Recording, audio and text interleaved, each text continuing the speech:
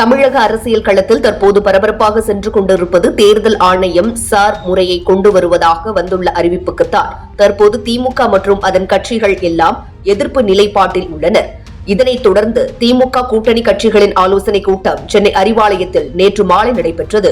இதில் ஆலோசிக்கப்பட்ட விஷயம்தான் தற்போது அரசியலில் திமுக மீதான எதிர்ப்பையும் மேலும் அதிகரித்துள்ளது. அறிவாலயத்தில் நடைபெற்ற ஆலோசனையில் முதல்வர் ஸ்டாலின் தலைமையில் நடைபெற்ற இந்த கூட்டத்தில் தமிழக காங்கிரஸ் முன்னாள் தலைவர் தங்கபாலு, மதிமுக பொதுச் செயலாளர் வைகோ, இந்திய கம்யூனிஸ்ட் மாநில செயலர் வீரபாண்டியன், முன்னாள் செயலர் முத்தரசன், மார்க்சிஸ்ட் கம்யூனிஸ்ட் கட்சியின் முன்னாள் மாநில செயலாளர் பாலகிருஷ்ணன் உள்ளிட்டோர் கலந்து கொண்டனர்.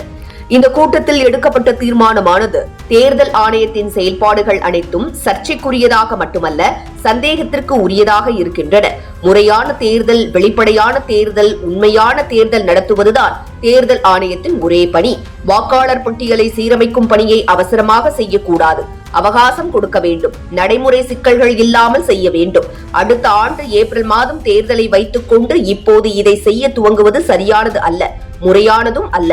எனவே வாக்காளர் பட்டியல் சிறப்பு தீவிர திருத்தத்தை நாங்கள் எதிர்க்கிறோம். தமிழகத்தின் அனைத்து அரசியல் கட்சிகளும் உன்னிப்பாக கண்காணித்து தடுத்தாக வேண்டும். நவம்பர் 2 சென்னை தீநகர் ஹோட்டலில் நடத்தப்பட உள்ளது. அனைத்து கட்சிகளுக்கும் அழைப்பு விடப்படும் என தீர்மானம் நிறைவேற்றியுள்ளனர். ஏற்கனவே வாக்காளர் பட்டியல் சிறப்பு தீவிர திருத்த பணிக்கு அதிமுக தரப்பில் வரவேற்பு கொடுக்கப்பட்டுள்ளது. ஆளும் தரப்பும் அதன் கூட்டணி கட்சிகள் மட்டுமே எதிர்க்கின்றன.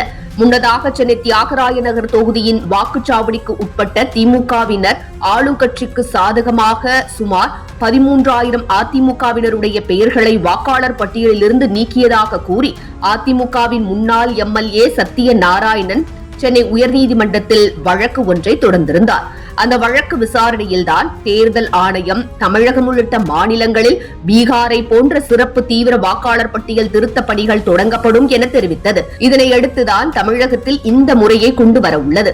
இதற்கு திமுக எதிர்ப்பு தெரிவிக்க முக்கிய காரணமே தேர்தல் நேரத்தில் செய்வது சரியில்லை என சொல்வதால், தேர்தலுக்கு பிறகு வெற்றி பெற்றால், அதன் பிறகு நடைமுறைக்கு வந்தால் அதிகார பவரை வைத்து மீண்டும் எதிர்ப்பு நிலைப்பாட்டை தான் எடுக்கும், தீவிர ஒத்துழைப்புக்கு வாய்ப்பு கொடுக்காது என்றே கூறப்படுகிறது. இப்போதுதான் ஓரடியில் தமிழ்நாடு என்ற பெயரில் திமுக தொடங்கிய உறுப்பினர் சேர்க்கையில் 1 கோடிக்கும் மேற்பட்ட நிர்வாகிகள் இணைந்ததாக கூறப்பட்ட நிலையில் தற்போது வாக்காளர்கள் சிறப்பு திருத்தம் மூலம் வாக்காளர்கள் குறைவுதான் அதிகமாக இருக்கக்கூடும் என்ற இருக்கையில் திமுகவுக்கு இதனால் சிக்கல் என்பதால் கூட்டணி கட்சிகளின் ஆதரவு மூலம் எதிர்ப்பை காட்டுவதாக கூறப்படுகிறது.